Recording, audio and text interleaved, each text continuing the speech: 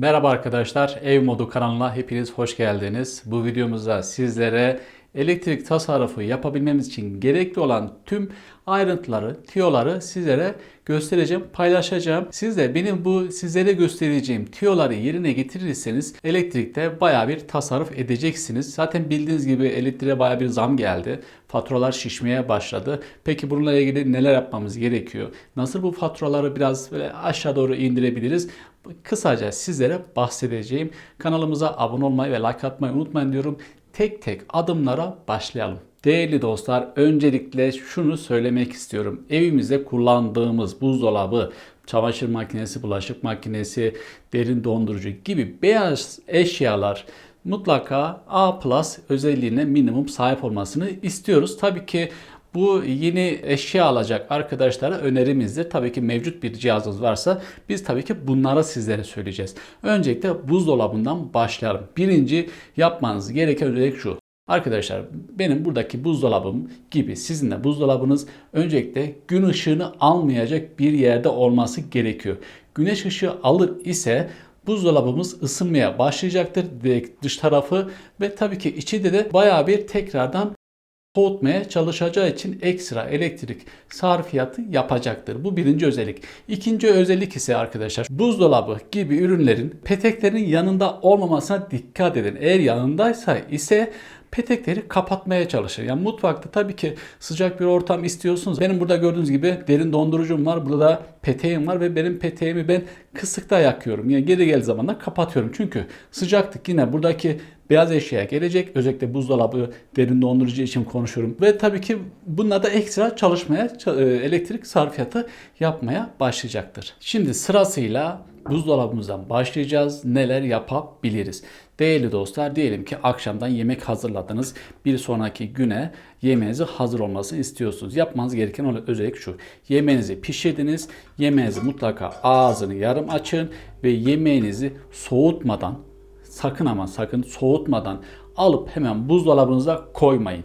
Bu birinci olayımız. Çünkü buzdolabımız sıcak olan tencere içindeki yemeği ve tencerenin kendisini soğutmak için ekstra enerji sarfiyatı yapacaktır.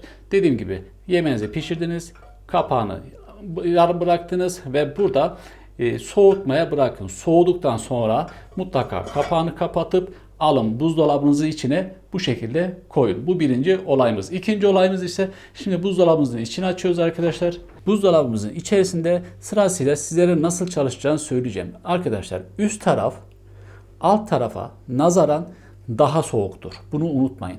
Yani üst tarafa koyacağınız ürünler daha soğuk olur, soğutur. Aşağıdakiler daha az soğutur.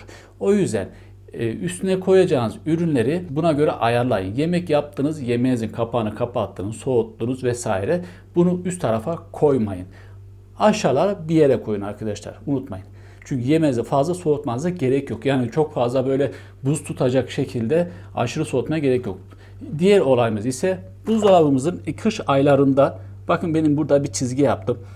Ben hep bu şekilde götürüyorum. Düşebildiğiniz kadar düşürün. Tabii ki buzdolabınızın içeriğinin yoğunluğuna bağlı bir şekilde. Fazla açar iseniz, şurada size de hemen göstermek istiyorum. Diyelim ki benim buzdolabım 5. seviyeye kadar getirdim. Eğer fazla açarsak buzdolabı aşırı bir soğutmaya yapacaktır. Ve tabii ki buzdolabı derin dondurucu gibi ürünler 7-24 saat çalıştığı için enerjimizi en çok harcayan beyaz eşyalar, ürünler diyebiliriz. O yüzden dediğim gibi olabildiğince düşürün. Dediğim gibi yemeklerinizi buraya değil bir aşağılara koymaya çalışın. Bir diğer yapmanız gereken özellik ise marketten, pazardan bir şeyler aldınız ve direkt poşetiyle buzdolabınıza yerleştirmeyin. Çünkü buzdolabınızı içindeki ürünü soğutabilmesi için bayağı bir enerji harcayacaktır. O yüzden çıkartın, bunu raflarınıza dizin ya da kapalı kutular varsa örnek mesela şu şekilde kapalı kutulara koyun ürünlerinizi, yemeklerinizi, gıdalarınızı o şekilde istifleyin. Düzgün bir şekilde yapın, yığmayın. Çünkü dediğim gibi fazla enerji sarfiyatı verecektir. Az önce dediğim gibi yemeğinizi aldınız, kapağını kapatın, o şekilde koyun. Çünkü eğer açık olursa yemeğiniz olduğu gibi buzdolabınıza yayılacaktır kokusu. Ekstra bir diğer ürünleri işleyecektir ve tabii ki buzdolabı zamanla koku yapmaya başlayacaktır. Bir diğer tavsiyemiz ise buzdolabınızı fazla açık bırakmayın arkadaşlar. Diyelim ki bir şey alacaksınız. Hemen açın, alın, koyun ve buzdolabınızın hemen kapağını kapatın. Çünkü burada kapağınız diyelim ki 1 dakika ya da 2 dakika açık kaldığı zaman buzdolabı ekstradan bir 15-20 dakika hatta yarım saate varan bir süreyle ekstra çalışmaya başlayacaktır. Yine enerji sarfiyatı yapacaktır. Şimdi buzdolabımızı bitirdik. Sıra geldik. Eğer evinizde derin dondurucu var ise A+ bir enerji tüketimi sarfiyatı yani daha az enerji yapan bir derin dondurucu almıştım. Şimdi derin dondurucuda da aynı şekilde güneş ışığı görmeyecek, sıcak ortamda bulunmayacak vesaire vesaire. Şimdi kapağını açalım arkadaşlar. Derin dondurucu buzdolaplarından biraz daha farklı çalışır. Çünkü sebebi ise az önceki bahsettiğim gibi buzdolabının üst tarafları daha soğuk, aşağıları daha az soğuk olduğunu söylemiştik. Derin dondurucuda da aynı mantık ilerler. Ama ve lakin derin dondurucuda da zaten şurada böyle bir ayar görüyorsunuz. Maksimum ayara getirme olayından bahsedeceğim. Öncelikle evinde bu derin dondurucu olanlar için söylüyorum. Arkadaşlar bir tane ürün hazırladınız. Yani atıyorum bir et yaptınız ve bunu derin dondurucuya atmak istiyorsunuz. Bunu ilk başta yapacağınız şey arkadaşlar şuradaki 2 tane göz var. Benim bu şekilde. Buraya bu şekilde koyun maksimum tarafına. Çünkü çabuk soğutur. Soğutma bittiği zaman diyelim ki 1 saat 2 saat tuttunuz. Aldınız aşağılara koymanız gerekiyor. Unutmayın. Yani bu şekilde gıdanız hep yukarıda durmasın. Çünkü siz maksimuma getirdiğiniz zaman olaydan bahsediyorum. Ve daha sonra yine derin dondurucunun içindeki miktara göre, yoğunluğa göre arkadaşlar bunu düşürmeye çalışın. Ben 2'ye getirdim. Şöyle çizgisine getirdim. Siz tabii ki bunu niye 2'lere ve düşürmeye çalışıyorsunuz? Kış aylarında zaten ekstra bir soğuk olduğu için bunu düşürebilirsiniz. Ama yaz aylarında biraz daha açabilirsiniz. Örneğin 3'e getirmenizi tavsiye ediyoruz. Daha fazla dediğim gibi açtığınız zaman ekstra bir enerji sarfiyatı yapacaktır. İçindeki yoğunluğa bağlı olarak bunda kararını verecek sizlersiniz. Ve tabii ki yine derin dondurucuda bir ürün alacaksanız açın, alın ve anında geri kapatın arkadaşlar. Bu da çok önemli bir unsur. Değerli arkadaşlar, bir sonraki ürünümüz ise yine beyaz eşyada bulaşık makinesi. Bulaşık makinesinde nasıl bir yöntem uygulayacağız? Şimdi bulaşık makinesi arkadaşlar buzdolabı ya da derin dondurucu gibi değildir. Hem elektrik harcıyor, onun yanında su harcıyor, onun yanında deterjan harcadığı için yani üçlü bir combo size enerji sarfiyatı sağlayacak bir sistem yapmanız gerekiyor. Bunu söylemek istiyorum. Bakın benim de aldığım zaman A++ bir ürün aldım. Bu şekilde götürüyorum. Şimdi arkadaşlar öncelikle bulaşık makinesinin her zaman içerisinde filtre var. Bakın bu filtre. Bu filtreyi olabildiğince temiz tutmaya çalışın. Ara ara temizlemeye çalışın. En azından ayda bir ya da 2 ayda bir temizleyin. Çünkü eğer ki filtreyi temizlemezseniz burada suyu basınç sağlayan motorlara pislik girebilir. Çünkü filtre tıkayabilir. Basıncı azaldığı zaman çünkü filtre tıkadığı zaman daha fazla enerji sarfiyatında su pompası çalışacaktır. Bu da ekstra bir enerji sarfiyatı yine sağlayacaktır. O yüzden dediğim gibi filtrenizi 1 ayda bir 2 ayda bir yani temizliğine göre şu şekilde çıkartıyorsunuz.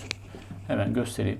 Şu şekilde çıkartıyorsunuz filtrelerinizi ve bunları da mutlaka temizleyin. Bir diğer unsur ise bulunduğunuz bölgeye göre sularınız kireçli olabilir. Burada tuz haznesi var. Tuz haznesini de olabildiğince doldurmaya çalışın arkadaşlar. Eğer ki tuzunuz yok ise sirke de kullanabilirsiniz bulaşık yıkama esnasında. Şimdi arkadaşlar şöyle bir varsayım yapalım. Doldurdunuz, temizlik yapacaksınız, yıkacaksınız, kapattınız, deterjanınızı vesairesini koydunuz. Şimdi arkadaşlar, bendeki 3 programlı bir makine. Kimisinde daha fazla olabilir ya da 2 programlı olabilir. Sonuçta hepsi aynı mantığa varıyor. Şimdi şurada birinci Eco, ikinci yoğun, üçüncü hızlı diye bir yöntem yapmışlar. Ben bunu 3 programlı olarak aldım. Memnunum kendisinden. Burada yapmanız gereken olay şu arkadaşlar. Çok yoğun bir şey yapacaksanız bunu 2 haline getirebilirsiniz. Hızlı 60 derece olduğu için tabii ki biraz daha kısa zaman sürüyor. Bakın yoğun 70 derece ama yaklaşık olarak 1,5 saat falan sürüyor arkadaşlar. Bu demek oluyor ki 1,5 saat boyunca su pompası çalışacaktır. Dolayısıyla siz bunu yapabiliyorsanız Eco moda getirin. 50 dereceye yani çok fazla doldurmadan yıkayabilirsiniz. Daha az enerji olur.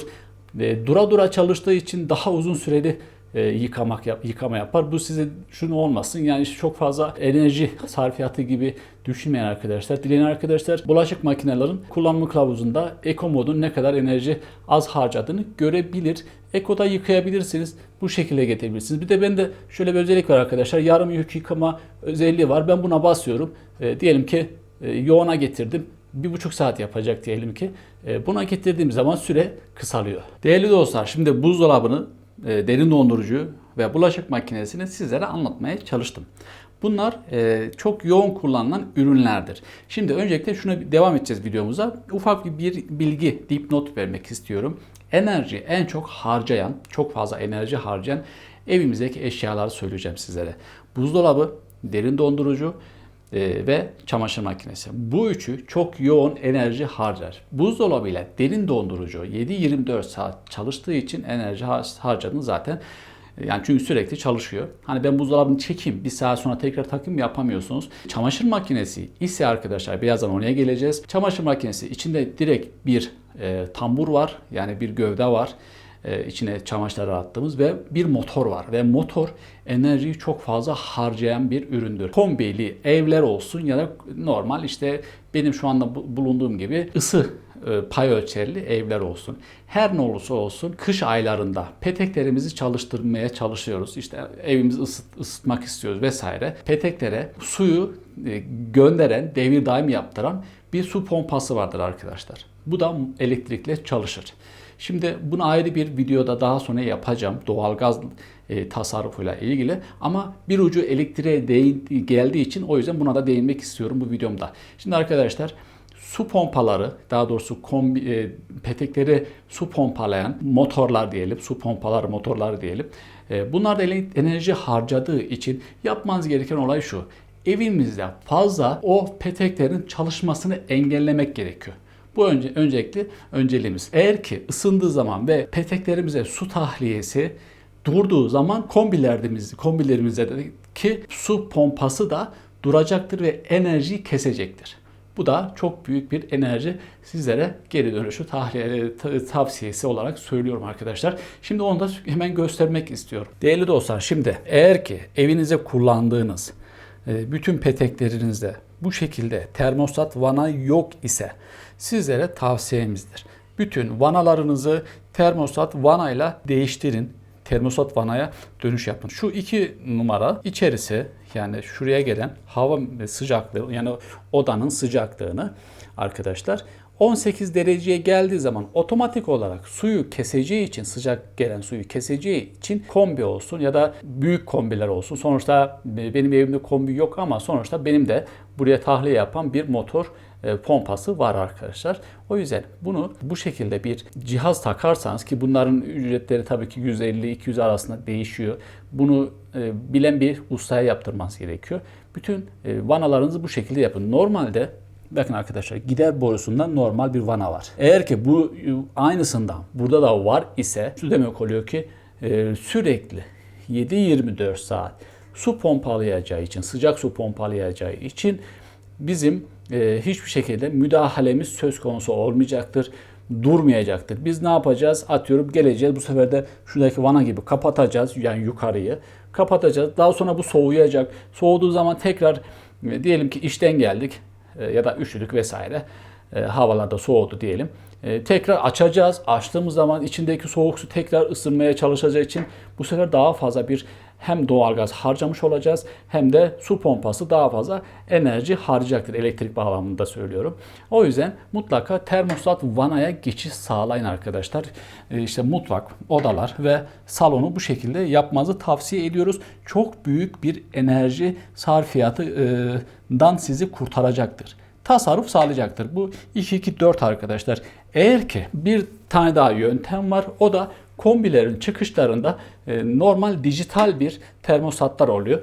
Ondan alıp da taktırabilirsiniz. Hem kablosu var hem de kablosuz cihazlarda satılmaktadır. Tabii ki buna yine ustasını çağırıp ona taktırmanızı tavsiye ediyoruz. Yine doğalgaz videomu çekeceğim zaman bunlara daha ayrıntıya geleceğim ama şunu da söylemek istiyorum. Peteklerimizin önünü minimum 25-30 santim boşluk bırakın. Herhangi bir şey koymaya çalışırsan, atıyorum bir sandalye koydunuz, koltuk koydunuz vesaire. Arasında boşluk olsun. Çünkü bu sefer de peteklerimiz odayı istenilen hızla ısıtamayacağı için daha fazla çalışmaya, pompa yapmaya çalışacaktır. Hem doğalgaz harcayacaksınız hem de elektrik harcayacaksınız. O yüzden dediğim gibi peteklerimizin önünü olabildiğince kapatmayın, açık tutun. Üstlerini dediğim gibi kapatmayın hiçbir şekilde. Çünkü bunlar da ekstra enerji sizlere harcayacaktır. Yani faturalarınız şişmeye başlayacaktır. Bunlara dikkat etmenizi tavsiye ediyoruz. Şimdi az önce sizlere buzdolabını ve derin dondurucuyu açıp gösterdiğim için bakın direktmen sesi duyuyor musunuz bilmiyorum ama çalışmaya başladı. Bakın 2 dakika açtım açmadım. Dolayısıyla az önceki dediğim tavsiye çok önemli. Olabildiğince buzdolabından bir şeyi alıp hemen kapağını kapatın. Bu çok önemli arkadaşlar. Çünkü orada 1 dakika, 2 dakika açık kalması 10 dakika, yarım saat gibi aralığında tekrar cihazlarınızı, buzdolabınızı ve derin dondurucu çalıştırmaya başlayacaktır. Ekstra bir enerji maalesef harcayacaktır. O yüzden olabildiğince kapalı tutun, düzenli tutun buzdolaplarınızı. Şimdi ise peteklerimizi hallettik. Peteklerimizi mutlaka, bu çok önemli. Birazdan zaten bir sonraki videomda doğalgaz videosunda tasarrufunda bunlara ayrıntılı bir şekilde sizlere getireceğiz inşallah. Şimdi ise çamaşır makinemize başlayalım. Değerli dostlar, şimdi çamaşır makinemizde ne yapabiliriz? Nasıl tasarruflar sağlayabiliriz? Öncelikle sizlere en büyük tavsiyem çamaşır makinemize ön yıkama yazıyor. Ön yıkamasını olabildiğince kullanmamaya çalışın arkadaşlar. Yani ön yıkama, çünkü hem deterjan hem su hem de elektrik ekstradan harcayacaktır. Bir çamaşır atacaksınız 2 saat 3 saate yakın, hatta 4 saate yakın yıkayanlar var arkadaşlar. Bundan kaçınırsanız çok büyük bir enerji tasarrufu sağlarsanız. Şimdi çamaşır makinemizde dediğim gibi motorlu bir sistem olduğu için çok fazla enerji harcayan ürünlerim aslında başında da geliyor diyebiliriz. Ben tabii ki aldığım zaman A+++ yani 3 Plus'lı aldım. Olabildiğince az enerji harcasın diye. Yani siz de dediğim gibi evinizde yeni bir ürün alacaksanız mutlaka enerji sarfiyatı yüksek olanları tavsiye ederiz. Tabii ki fiyatlar biraz daha pahalı olabilir ama sonuçta alıyorsunuz, yıllarca kullanıyorsunuz. Şimdi arkadaşlar hemen bir örnekleme yapacağız. Çamaşır makinemizi nasıl kullanacağız? Tasarruflu bir şekilde nasıl kullanacağız? Size oturup çamaşır makinesinin çalışmasını göstermeyeceğim. Sonuçta herkes biliyordur. Şimdi arkadaşlar diyelim ki kirlilerimizi attık. Bu tabii ki kirlilerimizin kirliliğine bağlı olarak yapmanız gereken ufak bir yöntem söyleyeceğim. Şimdi benim çamaşır makinemde arkadaşlar günlük 14 dakika olarak hızlı yıkama var. Ben çamaşırlarımın %90'ını, yani kirlilerini %90'ını bu modda yıkıyorum. Bakın şuraya getiriyorum. Hemen çalışmaya kendini başladı, öyle diyelim. Şimdi bakın, eğer ki Pamukkale'ye getirirsek, bakın saate bakın, 2 saat 17 dakika. Tabii ki sıcaklığını arttırdığımızı düşünelim. Bakın 90 derece, tabii ki bu beyazları atabiliriz. İşte renkli atacağız. 40 dakika getirdik. Sıkmaya getirdik. İşte sıkmasını diyelim ki 800 devire getirdik ya da düşük. Çamaşırınızın ürününe, şeyin özeline kalmış bir şey. İşte ön yıkama yapmayın hiçbir şekilde. Bakın ön yıkama yaparsak nasıl? Hemen arada bakın kaç dakika oynuyor. 17, 34, 17 dakika ekstradan hem su harcayacak, hem deterjan harcayacak, hem elektrik harcayacak. O yüzden ön yıkamadan kaçının. Ve tabii ki benim makinemde hızlı yıkama modu var. Varsa bir modunuz, bakın nereden bakarsak yarı yarıya bir düşüş sağlamış görüyor. Bakın arkadaşlar, bu çok önemli bir özellik. Eğer ki makinenize böyle bir özellik var ise mutlaka bu modda yıkayın. Ve çamaşırınızın yoğunluğuna bağlı olarak, şimdi ilave su yaptığınız zaman yoğunluk çok fazlaysa, yani kirliliğiniz, kirli ürününüz çok fazlaysa ilave su yapabilirsiniz. Bu demek oluyor ki ya işte fazladan bir enerji, işte suda bir tasarruf sağlayacağız, ama şöyle bir durum var. Çok yoğun bir makineye ürün attıysak, çamaşır kirli attıysak ve biz ilave su yapmadıysak makineniz bu sefer çamaşırları iyi yıkamayacaktır. Bu da tabii ki öyle önemli bir unsur. Bu şekilde yapıp diyelim ki ne yaptık? Renklerimizi bu modda atabiliriz. Pamuklu da, ama ben dediğim gibi ne yapıyorum arkadaşlar? Bakın günlüğe getirdim. Bakar mısınız be? Az önceki 40'tı. Bakın 40 dereceydi. 800 devir. Alın size hızlı yıkama. Alın size ilave su. Kaç dakika? 29 dakika. Kirlileriniz ne kadar kirli olabilir ki? Hani inşaatta mı çalıştığınızda işte atıyorum çamaşırların çok kirlendi, toprağa mı bulandı? Hani çocuklu evlerde tabii ki böyle durumlar söz konusu ama inanın şunda bile rahatlıkla makineniz yani sizin kirlerinizi yıkayabilir arkadaşlar. Bakın 29 dakikaya yani ilk şöyle pamukluya getirdim. Pardon. Bakın sıcaklığını 800 yaptık. Hızlı yıkama. 1 saat 14 dakikadan hemen tekrar aynı eşit olsun diye sizlere göstermek istiyorum. 1 saat 14 dakikadan 29 dakikaya kadar düşmüş durumda. Yani yine hatta yarısından yani %60 kadar bir zaman sarfiyatı. Buradaki süre ne kadar yüksek olursa o kadar çok enerji harcayacaktır. Hem elektrik harcayacaktır hem su harcayacaktır vesaire. Bunu olabildiğince bu şekilde yapabilirsiniz. Eğer ki hızlı yıkama modu yok ise olabildiğince işte atıyorum pamukluya getirdiniz bunu düşürmeye çalışın arkadaşlar. Yani bu artık sizin makinenizin özelliğine kalmış bir durumda. Her makinenin maalesef özelliğini bilemiyorum ama olabildiğince düşürmeye çalış. Mesela Eco modu var. Bakın Eco moduna getirdim. Saati arttı ama Eco modda şöyle bir durum var arkadaşlar. Eco modda dura dura çalışır. Atıyorum 2 tur döndü. Makine çamaşır durur. Yani tam durur. Suyun sıcaklığıyla kirlerin çözülmesini bekler. O yüzden biraz yüksektir. Anlatabildim mi? Şimdi 8, şunu 40'a getirdik. Bak 100 saat. Hızlı yıkama yapmamıza rağmen bak hızlı yıkamaya kabul etmiyor. Çünkü zaten diyor ben Eco moddayım diyor. Yani bu özelliği de kullanabilirsiniz. Ama benim tavsiyem olabildiğince bu süreyi kısaltın. Hem enerji hem deterjan hem su şeyinden kurtulursunuz arkadaşlar. Çünkü 1 saatteki harcadığı suyla atıyorum aldığı su miktarı yarım saatte daha azdır.